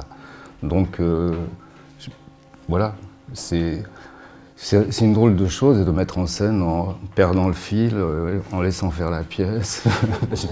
C'est l'inverse de la mise en scène, tout ça, quoi. Alors, le paradoxe, c'est intéressant de voir qu'on passe de Vinaver, donc, qui est une écriture du mineur, à Bond, qui est une écriture extrémophile. Et puis, il y a un troisième auteur, je voudrais qu'on en dise quelques mots avant d'arriver à Tchekhov et Ibsen, mais qui est Feydeau, qui est très impressionnant. Et je trouve que la juxtaposition de ces œuvres-là est étonnante quand même, mais qui est un auteur sur lequel tu es revenu plusieurs fois, qui est un auteur important. Est-ce que c'est une lecture ancienne? Est-ce que, enfin, comment on monte dans une même carrière avec la même joie ou le même intérêt, à la fois Feydeau et les pièces de guerre? Comment ça s'articule? Enfin, voilà, à quel moment arrive Feydeau et pourquoi? Mais en même temps, c'est une histoire des formes. Hein. Quand on prend la pièce de Bond qui s'appelle Si ce n'est toi, il y a une scène entre l'homme et la femme qui ressemble énormément à une scène de Feydeau, hein, presque. Non, mais vraiment, je ne sais pas si vous... Non. Mais il y en a un troisième qui vient s'asseoir et ça commence sur le troisième qui s'est assis, pas à la bonne place, mais c'est une... Et tout à coup, la manière d'articuler les répliques, c'est presque Feydeau, quoi. D'ailleurs, les gens riaient, par exemple, comme dans une pièce de Feydeau. Enfin, je ne sais pas comment ça vient, je veux dire... Mais ça vient tout simplement que finalement, c'est cette fin de siècle dans laquelle eux, ils ont Tchekhov, les autres, ils ont Ibsen, mais nous, on a Feydeau. Donc, on est français et bien français, donc on peut regarder ce que c'est, quoi. Puisque c'est contemporain, puisque je crois que La Dame de chez Maxime, c'est 1900 pile, et que ça ne doit pas être très loin de la Cerisay, à quelques années près, quoi, 3-4 années près, quoi. Donc, moi, c'est ça qui m'intéressait au départ, puis je me suis rendu compte qu'en fait, c'était pas si anodin que ça, qu'en fait, là aussi, hein, c'était un matériau sonore absolument incroyable, et qu'en plus, je ne sais pas comment dire, si on le produit, justement, je reviens à ça, si on le produit et si on ne l'interprète pas, je veux dire, c'est un théâtre de l'inconscient, comme j'en ai rarement vu, quoi. Donc, c'est à peu près tout ça qui m'intéressait. Et en plus, il dit quand même plein de choses sur la société de son époque. Alors, j'ai deux questions. Mais par exemple, une anecdote, c'est quand on a joué au Théâtre Marigny, qui est un théâtre qui est vraiment un théâtre sur les Champs-Élysées, quoi. Quand on a joué les 4 petites pièces de Feydeau, les 4 dernières, qui sont pas des vaudevilles, qui sont des comédies de mœurs plus complexes que ça, je veux dire, on aurait dit la bataille d'Ernentung face à ce public-là. Non, mais face à ce public-là qui était persuadé qu'il en savait beaucoup plus que nous sur cet auteur, et la manière dont on l'avait fait, c'est-à-dire au pied de la lettre, hein, je veux dire, sans aucune je sais pas comment dire, sans aucune idée post-moderniste là-dessus. Enfin, je veux dire, on l'avait fait au pied de la lettre, quoi.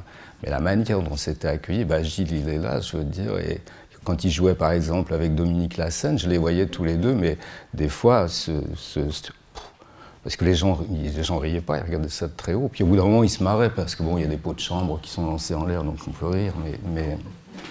Non, c'était très violent. Donc, je veux dire, c'est pas si simple que ça, cet auteur. Vraiment. Et ce désir du rire ou de la comédie, c'est un drôle de rire, mais c'est un rire quand même, et qui a une mécanique quand même chez Feydeau. Cette question du rire, c'est une question qui t'accompagne depuis le début, ou elle arrive tardivement Non, je crois que non. Je crois que... Je ne vais pas dire que Bond, c'est un auteur comique, mais lui, il le pense. Hein. Ah oui. Mais je comprends pourquoi. Non, mais je veux dire, même dans les pièces de guerre, quand la femme qui traverse le désert post-atomique, je veux dire, il y a des répliques, les gens hurlaient de rire quand même. Enfin, je veux dire, c'était pas... Non, je veux dire, de toute façon, il n'y a pas de tragédie s'il n'y a pas de rire. Enfin, donc, ça me semble évident que c'est les deux choses en même temps.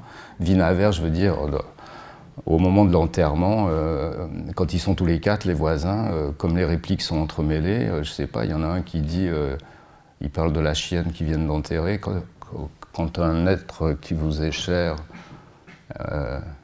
vous quitte, il y a l'autre qui dit, pas n'importe lequel, et comme il y en a un qui prend la bouteille de champagne, il dit, moi t'es Chandon. Donc quand un être vous quitte, et pas n'importe lequel, moi t'es Chandon. Tout le monde rit, quoi. Alors c'est ça, Vinaver, par exemple. Par capillarité, toutes les répliques sont jaillissantes et il y a une verve incroyable. Enfin, à propos de Feydeau, tu as employé le terme d'inconscient. C'est aussi une chose qui est frappante dans l'entretien et dans d'autres entretiens, même radiophoniques. C'est l'importance de la psychanalyse, de Lacan aussi, que tu cites régulièrement. Alors sur des bouts de phrases, comme tu disais tout à l'heure. À quel endroit psychanalyse et théâtre peuvent... pour toi, communiquer ou s'inspirer l'un l'autre? En tout cas, à quel endroit la psychanalyse et la découverte freudienne, puis lacanienne, peuvent être des outils pour un metteur en scène, ou dans toi, ta pratique de metteur en scène? Non, je pense que ça peut être, un outil, oui, appelons-le comme ça, mais vraiment, vraiment fondamental. Mais moi, je préfère pas le savoir quand je m'en sers. Donc c'est compliqué. Mais par contre, j'ai fait 28 ans d'analyse, donc c'est... Voilà. Mais j'en parle ailleurs, quoi. Sur le plateau, j'essaye de ne pas savoir tout ça. Mais je pense que je m'en sers d'une certaine manière, mais je n'ai pas envie que ça devienne conscient chez moi. Je ne veux pas expliquer des conduites par rapport à des choses qui viendraient de là, quoi. Mais est-ce que toi, dans la position dans laquelle ça te met en tant que metteur en scène, dans des écoutes flottantes ou dans une relation au silence, par exemple, l'analyse a joué? Sûrement, oui. Sûrement. Oui, bien sûr. Sûrement, oui. Mais ça a même joué sur... je pense qu'au début, j'étais un metteur en scène beaucoup plus arrogant avec les acteurs. Ou en tout cas, je ne savais pas leur parler calmement. Il fallait tout de suite que j'attaque. Maintenant, ça va, je suis calme, c'est bon. Il reste deux grands auteurs massifs, et puis on dira quelques mots aussi de deux autres auteurs contemporains, mais je voudrais qu'on fasse un autre détour par la fin du 19e siècle, que sont Ibsen et Tchekhov. Puisque ce qui est très impressionnant quand on voit la liste des spectacles que tu as montés, c'est la somme d'auteurs contemporains, Corman, Redonnet, Bond, et c'est assez Boto-Strauss, Peter Handke, mais il y a aussi tout un versant de répertoire, par ailleurs un répertoire qui n'était pas complètement reconnu comme répertoire, à savoir Ibsen et Tchekhov, et que tu vas monter aussi au Théâtre de la Colline, qui était supposément dédié aux écritures contemporaines. Comment est-ce que tu peux expliquer d'abord cette ouverture du contemporain à Ibsen et Tchekhov, c'est-à-dire au moment de la crise du drame, et pourquoi particulièrement ces deux-là? Même si ce n'est pas pour les mêmes raisons, j'imagine, ce pas les mêmes écritures. Non. Mais c'est parce que quand je trouvais la proposition qu'avait fait Lavelli pour le Théâtre de la Colline, parce qu'il n'y avait pas de cahier de charge sur le théâtre contemporain, donc on pouvait faire ce qu'on voulait. En fait, moi j'ai continué ce qu'il avait initié, parce que je trouve que c'était important, mais en même temps, je ne voulais pas faire le rayon prise unique de la littérature contemporaine, enfin de la dramaturgie contemporaine. Ce qui m'aurait par exemple intéressé, c'était quand je montais Bond, de monter un Shakespeare à côté, de monter un grec. Ou quand je montais Wienerwert, de monter Tchekhov à côté. Pour faire les passerelles, ça me paraissait plus intéressant que mettre côte à côte. Bon, mais je ne l'ai pas fait, mais donc j'ai ouvert le répertoire à Ibsen, à Tchekhov, etc. Et je trouvais que c'était important parce qu'en plus, ça a énormément aidé à constituer le public, enfin à réunir les spectateurs à la colline. Je ne sais pas, ça a énormément aidé, je ne sais pas pourquoi. Il y a un texte de Jean-Pierre Vincent qui l'explique dans le bouquin, je crois d'ailleurs. Pourquoi j'ai travaillé de toute façon, c'est plein d'analogies. Je crois que, par exemple, le système tchécovien et Wienerwert, ça va ensemble. Ce que je disais sur la hiérarchie des thèmes, on peut dire la même chose sur Tchekhov. Sur le fait que, par exemple, sa dramaturgie va toujours à la périphérie et jamais au centre. C'est-à-dire que là aussi, c'est comme s'il y avait quelque chose de l'ordre de perdre le fil, c'est-à-dire que ça va toujours...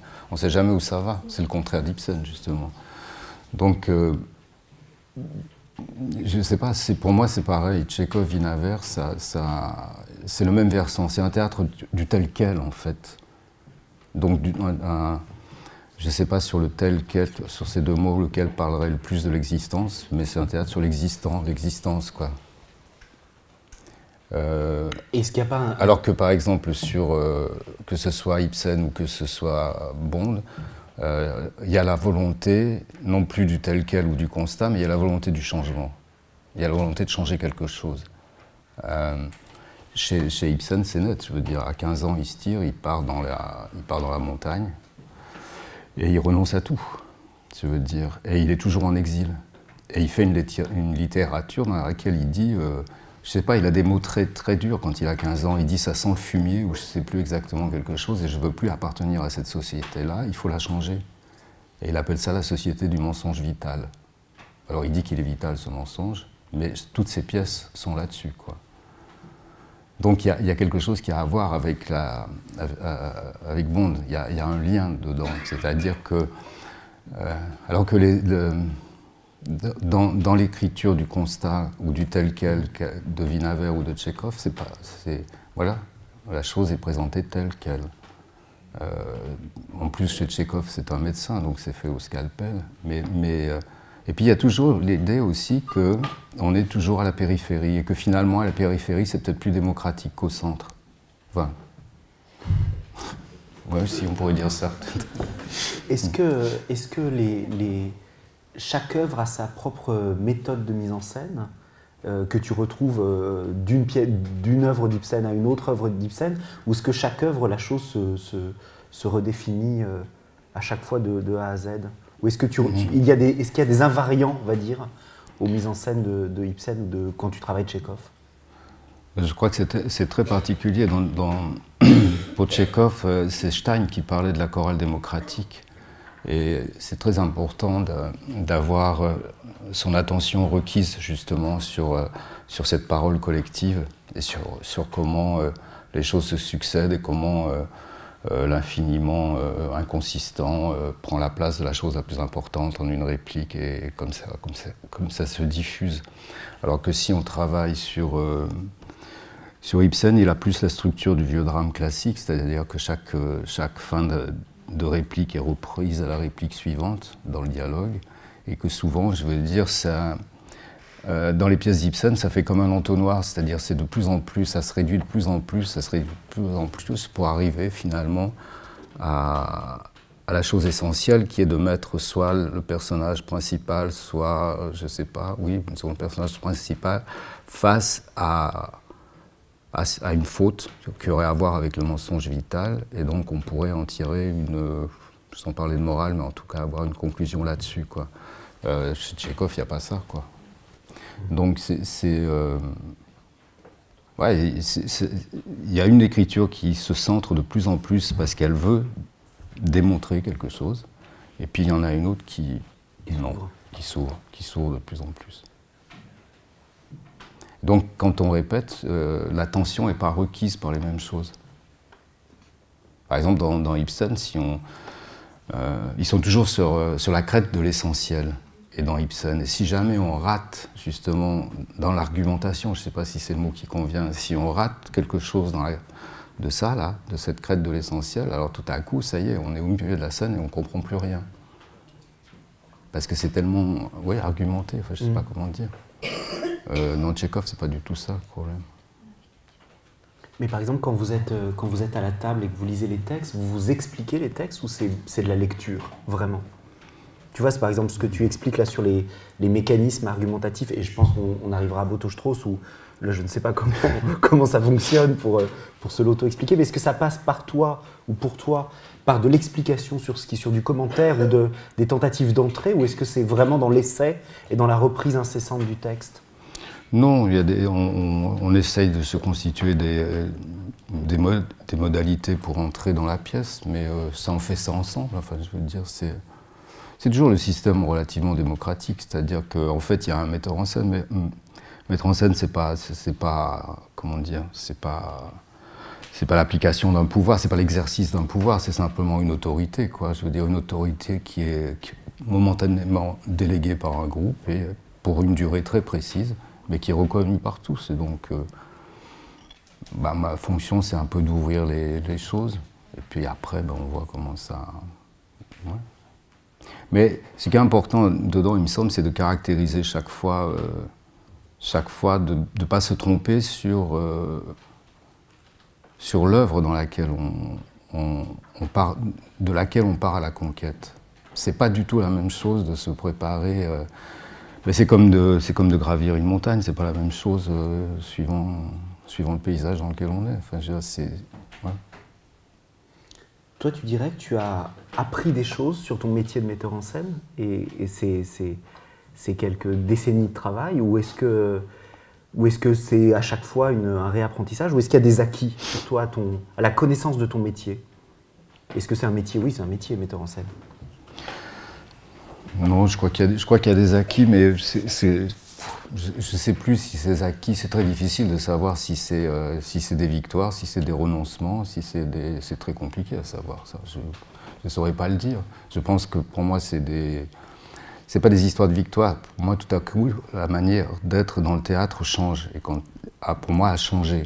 Et il y a des choses, justement, ce que je disais. Par exemple, laisser faire la pièce, c'est un truc que je ne faisais pas avant. Donc avant, c'était d'abord moi, la pièce après, pendant un moment en tout cas. Donc, alors je pense que ça c'est un acquis, mais c'est très difficile de savoir si on a avancé ou si on a reculé. J'en sais rien en fait.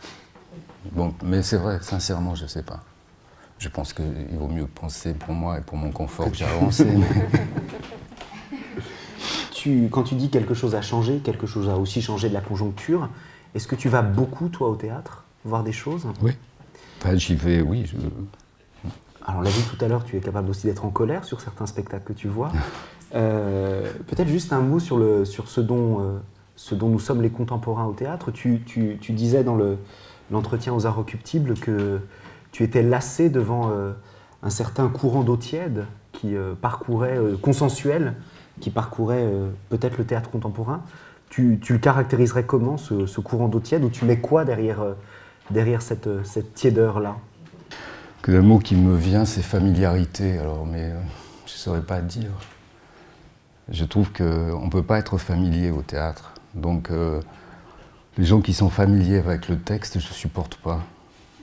Les gens qui sont familiers avec les acteurs, je ne supporte pas non plus. Mais quand je dis familiarité, ce n'est pas une histoire de vivre ensemble. Hein. C'est la mauvaise manière, quoi. Je veux dire, je n'aime pas cette familiarité avec le texte qui consiste, par exemple, à prendre le texte de Tchekhov, par exemple Oncle Vania, et puis à broder dessus je ne sais combien de répliques. C'est-à-dire, au lieu de dire qu'à strophe dise à Vania, quand il arrive, tu as mal dormi, ça fait t'as mal dormi.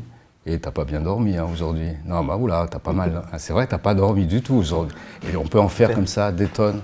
Ça, je supporte pas. Ça, c'est de la familiarité, je ne supporte pas ça sur un plateau. Mais qu'est-ce que tu supportes pas parce que dans cette familiarité, il y a quelque chose qui veut absolument que ça parle de nous maintenant.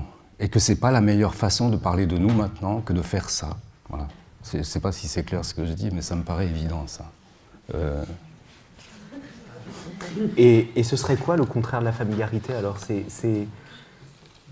quel rapport est juste par rapport à un texte? C'est quoi? C'est un rapport scrupuleux, d'une fidélité intransigeante? Non. Mais non, parce qu'on ne sait pas ce que c'est. Donc c'est simplement s'immerger dedans.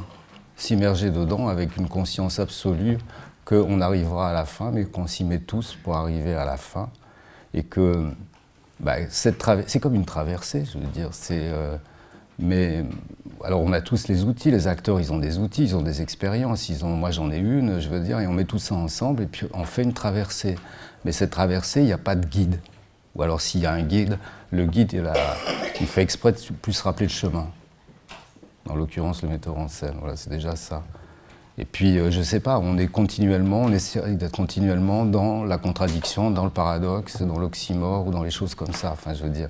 Et on arrête la simplification, je veux dire. Il faut que ça parle de nous aujourd'hui.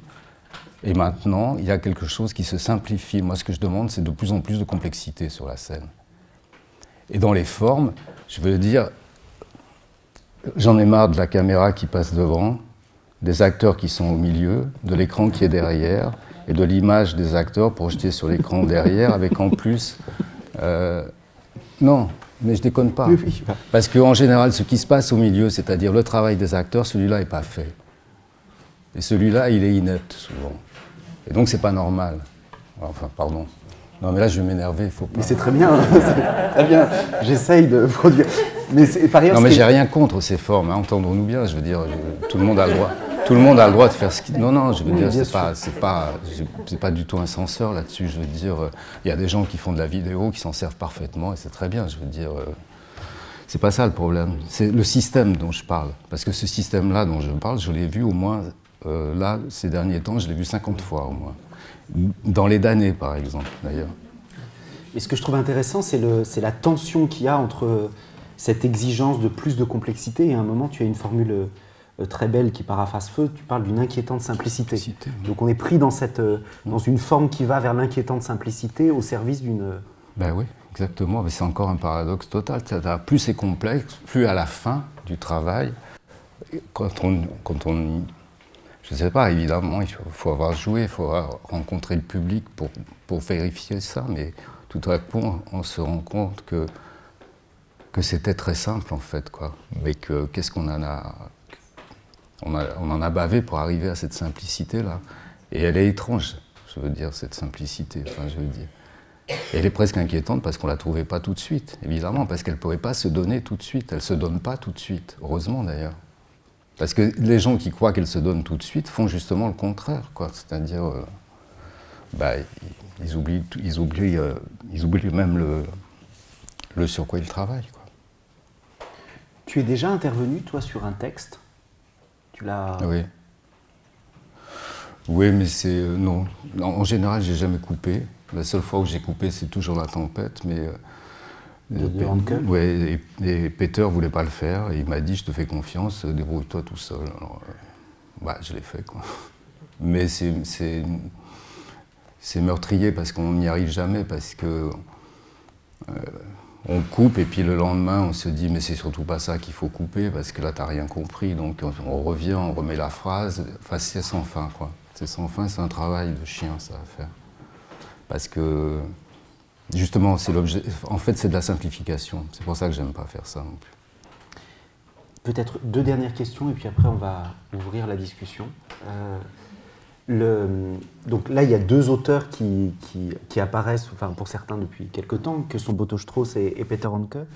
Tu les mettrais à quel endroit de cette cartographie entre les auteurs du tel quel et les auteurs du changement?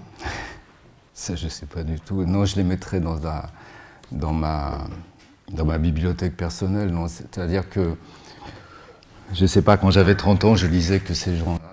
Et ils me passionnaient et tout, puis après je me suis mis à faire du théâtre, et puis j'ai dirigé La Colline, tout ça, je les ai oubliés. Et puis maintenant que je dirige plus rien, que j'ai pas d'institution, je suis revenu à ce que je préfère, tout simplement. Et donc ça fait partie des deux que je préfère, même si j'ai la plus grande admiration pour Vinaver, pour Bond, pour ça. Mais ces deux auteurs-là, comme romanciers, comme essayistes, comme ceux qu'ils ont développé l'un et l'autre, c'est des gens qui me passionnent. C'est aussi tout bêtement parce que c'est des gens de ma génération aussi. Mais ils me passionnent, je veux dire. Et c'est comme si je les avais oubliés, mais volontairement ou involontairement, je ne sais pas d'ailleurs. Mais bon, enfin, je les avais oubliés ou j'y pensais plus. Et puis là, ils sont revenus très en force. Mais je pense que c'est très lié au fait que j'ai pas de théâtre à diriger, quoi. C'est-à-dire Bah, je sais pas, tout à coup, je suis revenu à l'insouciance de mes lectures d'antan. Ce qui est étonnant, c'est que... Non, mais je veux dire que j'avais pas l'obligation, par exemple, parce que j'avais un camarade qui m'avait fait un trou dans la finance à la colline, d'être obligé de monter la cerisée ou de monter autre chose. Tu vas gagner en liberté. Oui. Ce qui est très étonnant quand on regarde quand même ces grands auteurs contemporains que sont Bond, Handke, Winawer, c'est qu'on ne peut pas vraiment dire qu'ils soient sur les mêmes orientations politiques. Même avec Handke, avec le scandale qu'il y a eu autour de lui, tu te positionnes comment par rapport aux orientations politiques de ces auteurs-là? Est-ce que c'est une question qui t'indiffère, qui n'intervient pas dans ton travail, ou qui au contraire, dans l'ouvrage, tu reviens sur la polémique autour d'Handke en disant que toi tu peux comprendre l'endroit où il se positionne donc, par rapport à la Serbie? Non, mais je peux le comprendre, je ne le justifie pas, et je suis pas d'accord en fait. Parce qu'il m'a longtemps expliqué, parce qu'on a longtemps parlé de l'ex-Yougoslavie, etc., et de Milosevic et tout, et puis parce qu'il est slovène d'origine et que c'est son histoire, j'ai compris, enfin je peux admettre sa position intellectuelle par rapport à tout ça. Par rapport à l'ex-Yougoslavie et par rapport à... Mais ça ne veut pas dire que je justifie ce qu'il a fait, je veux dire, à la limite... De toute façon, on lui a fait des procès là-dessus. Ce que j'ai vu, par contre, c'est un homme, il y a 2 ans, il a eu le prix Ibsen, il est allé à Oslo et il a eu un comité d'accueil de 300 personnes qui gueulaient facho, etc. et tout ça. Et j'ai vu un homme, quand il est revenu, qui était profondément meurtri, et blessé, et vraiment profondément. Et en plus, c'est pas un homme... Peter, c'est un paysan, il est né dans la cour de la ferme, c'est pas du tout un intellectuel arrogant.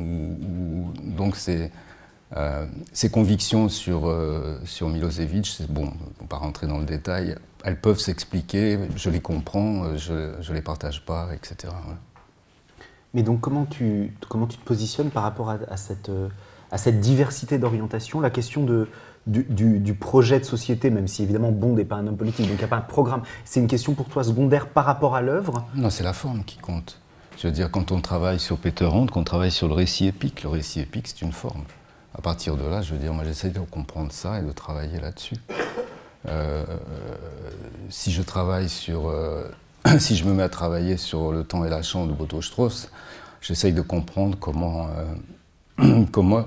quelle est la nature de son agencement textuel, qu'est-ce que c'est que son opérateur formel, et je me rends compte, et après, en lisant beaucoup de choses qu'il a écrites là-dessus, qu'en fait, il a depuis longtemps abandonné ce qui peut être un protocole littéraire d'écriture d'une pièce pour prendre un autre protocole qui vient des sciences.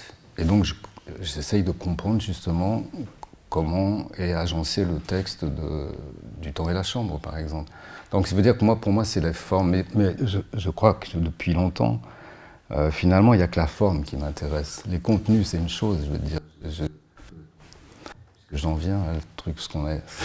Quand on est remonté dans les années 72, là, il y en avait du contenu, mais c'est la forme qui m'intéresse, parce que je pense que c'est la chose essentielle. Parce que, en fait, c'est tout bêtement, c'est ce que disait Godard, on fait politiquement du théâtre politique.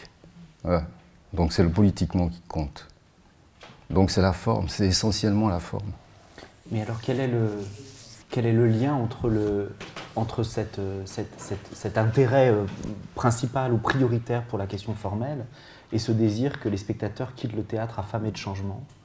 Comment ça se fait? Oui, parce que l'un ne va pas sans l'autre. Quand on a trouvé la vraie forme, justement, c'est ça qui est essentiel, c'est que si on trouve les vraies formes, il faut les chercher, hein, je veux dire, c'est là qu'il faut se coltiner avec le texte, je veux dire. Mais quand on trouve la vraie forme, je veux dire, moi je suis optimiste là-dessus, c'est-à-dire je suis sûr que les gens, ça y est, il y a un truc qui se déclenche. Et que le contenu qui est à l'intérieur, il est immédiatement, comment on dit, évident et admissible. Et objet de continuité de travail. Les gens ils continuent à y réfléchir derrière. Le problème, c'est quand les formes sont, comment dire, quand elles obstruent tout, quoi. C'est-à-dire que, ou quand elles sont tellement au service du contenu que finalement il n'y en a pas. Alors il reste le contenu, mais le contenu, ça, bon, je sais pas, autant lire le journal du dimanche, c'est pas quoi. Il y a la forme du texte, tu le dis, la forme de l'œuvre telle qu'elle est donnée. La question de la forme de l'œuvre théâtrale, elle est, parce que c'est une autre, il faut trouver une forme, c'est-à-dire tu dis je travaille sur le texte, une forme épique. À quel moment intervient le théâtre, ou comment est-ce que toi tu penses les formes que tu vas employer, tu les tentes très en amont dans ta tête, tu les rêves beaucoup, ou non? Ou elles arrivent dans le cœur même du travail, et comment est-ce que justement le théâtre ne fait pas assaut formel sur la forme de l'œuvre? Non, je crois qu'il faut laisser, justement, il faut laisser faire, elles adviennent, mais pour qu'elles adviennent, il faut justement faire très attention de ne pas avoir dans la tête déjà la forme prédéterminée, quoi. Et donc ça veut dire qu'il faut essayer de comprendre comment, je ne sais pas, si je parle du récit épique par exemple, je me souviens des séances avec Laurent Stocker où il jouait le personnage de moi dans Toujours la tempête et où il a passé des heures et des heures à marcher en rond sur un plateau en essayant par exemple de comprendre comment il pouvait dire le texte. Et puis tout à coup, par exemple, c'est très curieux, mais cette forme-là, par exemple, du mec qui marchait toujours en cercle, après tout le monde marchait en cercle dans la pièce, mais pendant qu'il parle. Non, mais je veux dire, ça advient, ça s'invente. Évidemment, les acteurs sont là. Et heureusement qu'ils sont là. Hein, je veux dire, c'est eux qui trouvent. Hein, c'est eux qui agissent, c'est eux qui trouvent, c'est eux qui agissent le texte, c'est eux qui le parlent, qui le bougent. Mais si on a une forme prédéterminée, on risque d'être à côté. Hein, je veux dire, moi, récit épique, je sais, au départ, je ne sais pas trop ce que ça veut dire. Hein. Quand je prends la pièce de Toujours la tempête, là, je comprends. Et puis je lis, parce que en plus sur Peter Hand, il y a des bouquins qui sont des carnets qu'il a tenus au jour le jour de toutes petites réflexions comme ça, qui sont absolument. C'est une mine d'or pour travailler, quoi. Et donc là, de temps en temps, il lâche justement des choses sur les pics, il suffit de les choper et puis d'essayer de s'en servir. Et ta formation d'historien de l'art, elle intervient? Ou elle est très secondaire ou...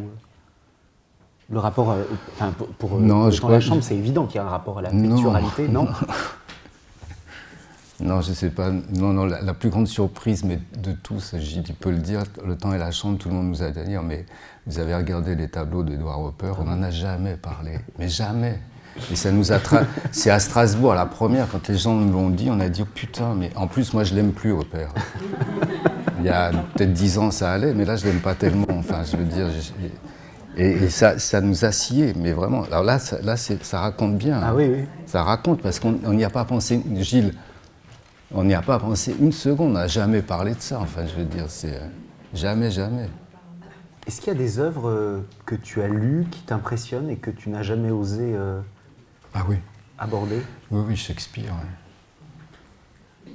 Et ce ne sera jamais un projet? Je crois pas. D'accord. Non, quand j'ai pris la direction de La Colline, je voulais par contre monter l'Orestie. Mais c'était normal, ça venait après les pièces de guerre, et ça me semblait d'une logique absolue. Donc je voulais faire ça, puis voilà, je ne l'ai pas fait. Alors si, là, je vais faire avec Gilles d'ailleurs. J'ai touché Molière pour la première fois, on va monter le Misanthrope. Mais...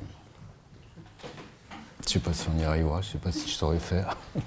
Et pourquoi d'ailleurs aussi longtemps avant d'oser aborder Molière? C'est pareil, c'est du hasard ou c'est de la...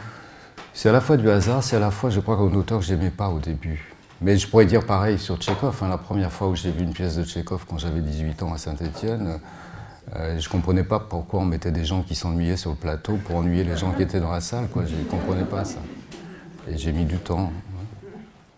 Et d'autres œuvres théâtrales sont des références ou il y a des metteurs en scène dont on sent qu'ils, alors pas toi pour le coup, puisque non, mais qu'ils s'inspirent de l'histoire de l'art, de la peinture, et d'autres dont on sent qu'ils dialoguent directement avec l'histoire de leurs confrères ou avec d'autres œuvres. Est-ce que toi, quand tu montes un Tchekhov, tu fais aussi des recherches sur des propositions formelles qui ont été faites? Oui, j'ai une admiration sans borne pour Pour l'expérience de la Schaubühne et pour Peter Stein, oui. Pour moi, les plus grands spectacles que j'ai vus sont les spectacles de Peter Stein, Grand et Petit de Boto Strauss, les Trois Sœurs à Nanterre. À chaque fois, pour moi, ça a été chaque fois un choc. Je crois que les Trois Sœurs, j'ai dû le voir 4 fois. Ouais, et évidemment Gruber aussi. Enfin, je veux dire, mais l'ensemble de la Schaubühne, y compris Bondy d'ailleurs. Bondy a magnifiquement monté les pièces de Boto Strauss aussi. Et le fonctionnement de la Schaubühne, oui. Et son fonctionnement. Mais ce sont des esthétiques, au-delà du fonctionnement de la Schaubühne, qui était un fonctionnement très collectif, et ce sont des esthétiques qui font modèle pour toi ou Stein, ça a fait modèle, oui. Et à quel... sur la simplicité de... Sur l'intelligence de la lecture, souvent. La lecture de la Cerisay, par exemple. Première fois que je l'ai vue, la lecture de la pièce me semblait, mais la pertinence était dans chaque scène. La pertinence de lecture de chacune des scènes, quoi. Et pas de la totalité, mais de chacune des scènes. Ça m'avait, je sais pas, quand par exemple il décidait que Gaëf et sa sœur s'assoient sur des toutes petites chaises, quand ils arrivaient au début, ben là je comprenais ce que ça voulait dire la chambre d'enfant. J'ai vu des mises en scène où tout le monde mettait des poupées, n'importe quoi, des machins, ça voulait rien dire. Et puis là tout à coup, il y avait 2 adultes, ils s'asseyaient sur la petite chaise comme ça y était, la chambre d'enfant, elle était là, quoi.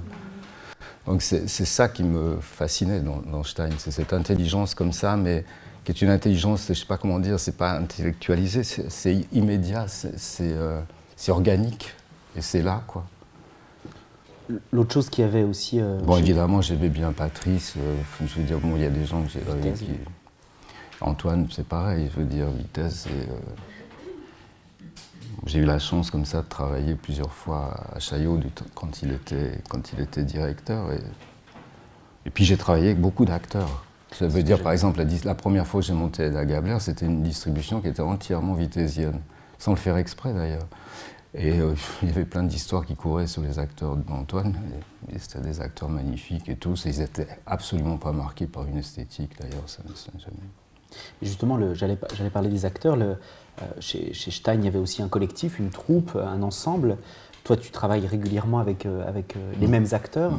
Dans le processus de préparation du travail, tu discutes avec les acteurs ou vous commencez à travailler le jour des répétitions? Ou est-ce qu'il y a des échanges Ah non, il y a des échanges avant, ouais. Là, on va peut-être monter la prochaine pièce de Peter Hont, qui est comme Gilles, il lit un peu l'allemand, et il est en train de me faire des petites traductions de petits bouts. Et la distribution, elle arrive tôt dans la rêverie autour de la pièce, ou elle se fait progressivement, ou est-ce que ça peut être des acteurs ou des actrices, ou une actrice, qui produit l'impulsion du prochain spectacle? Non, ça se fait petit à petit, mais je pense que c'est plus intéressant de le faire. On ne peut pas toujours faire ça, parce qu'il y a des obligations, mais c'est bien de le faire dans la compréhension de la pièce, c'est-à-dire dans le travail de compréhension, un an avant, quoi. Parce que c'est là qu'on arrive plus à déterminer, moi je ne parle pas de personnages, je dis des figures, mais qu'on arrive plus à déterminer les figures et voir quel acteur. Alors évidemment, il y a des acteurs privilégiés. Moi je veux dire, chaque fois, si je peux placer Valadier ou Privat ou dans la distrib, c'est tout de suite, quoi. Mais bon... Là, par exemple, ils n'y sont pas dans le prochain, ni l'un ni l'autre. Et par ailleurs, dans le livre, il y a un hommage qui est rendu, qui est pour le coup très étonnant, puisque c'est plus du tout à l'heure du jour, à Roger Planchon. Ah oui. Et à l'importance de Planchon, qui est un nom alors complètement effacé. Hélas, oui, hélas. Puisque tu as monté, toi, un texte de Planchon, et oui. Tu dis même qu'il faudrait le réévaluer comme auteur. Oui, je pense ça parce qu'il a beaucoup souffert du fait qu'il ait monté lui-même ses pièces quand il dirigeait le TNP, donc avec l'argent public. Alors on lui a beaucoup reproché de se servir en premier, quoi. Ce qui n'était peut-être pas faux, mais il n'empêche que ça aurait été intéressant que d'autres gens se penchent sur ces pièces. Moi, quand j'ai monté la remise, d'ailleurs je suis le seul à qui il a donné les droits. Parce qu'en plus, il était retors, il voulait pas en plus. Bon, mais moi, il a accepté, je ne sais pas par quelle filiation, enfin bon, peu importe. Et c'était très beau comme aventure. Et c'est une très belle pièce, je veux dire, qui est moi, si j'ai fait du théâtre aussi, c'est parce que quand j'étais étudiant à Lyon, j'ai vu ces spectacles. Et pour moi, ça a énormément été aussi une détermination, je veux dire.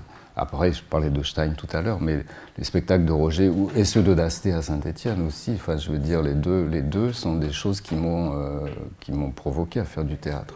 Et dernière question sur justement la transmission, puisque tu dis Dasté, Planchon était important. Toi, tu interviens dans énormément d'écoles d'art supérieur. Il y a même dans tes distributions des anciens élèves des écoles d'art. Alors, c'est pas tant ce que tu leur apportes que ce que toi, cela t'apporte de travailler dans ces écoles. Quel est le projet ou quelle est la finalité pour toi de cet exercice auquel tu te prêtes très régulièrement? Non, pendant très longtemps, j'ai refusé parce que je pensais que j'avais rien à dire, enfin, que c'était pas, enfin, que je pouvais pas faire ça. Et puis c'est Claude Stratz, quand il a dirigé le conservatoire, qui était un metteur en scène que j'aimais beaucoup et qui lui m'a convaincu, parce qu'on était assez amis, de venir travailler au conservatoire à Paris et de faire le spectacle de sortie. Et la première fois où j'ai fait un spectacle de sortie, j'ai remonté 2 des pièces de guerre, justement, sur un truc que je connaissais vraiment, pour pas dire de bêtises aux gens et tout ça. Enfin, je veux dire, parce que j'ai tellement vu manipuler que ça m'intéressait vraiment pas de faire ça. Après, je me suis rendu compte que petit à petit, ce que je pouvais dire intéressait. Et puis après, je sais pas, je veux dire, pour moi, c'est chaque fois... Il y a 2 choses. Pour moi, chaque fois, c'est une manière de vérifier, pardon de dire ça, mais de vérifier ma propre pratique. Mais pour moi, c'est vachement important parce que c'est comme si chaque fois je réévaluais ce que je peux faire ou ce que je peux dire. Et ça m'intéresse. Et puis souvent, bah, j'apprends tellement de trucs à regarder travailler, quoi. C'est-à-dire, pour moi, c'est pas différent de travailler avec des acteurs, c'est pareil, quoi. Et puis, je sais pas, j'ai plus envie d'être avec des jeunes gens qu'avec des gens plus âgés, quoi. Non, mais et en plus, je veux dire, chaque fois, c'est parce qu'en plus, si tu veux, je sais pas comment dire, ils n'ont pas la même histoire de théâtre que j'ai, moi, je veux dire, et tout à coup, ils sont confrontés, et ils me confrontent à des choses qui sont totalement, sur lesquelles je ne m'attends pas, il faut que je réagisse. Ça, pour moi, c'est fondamental de faire ça. C'est-à-dire qu'en faisant ça, j'ai l'impression de rester vivant, quoi. Voilà. C'est une merveilleuse conclusion. Merci beaucoup. Alors.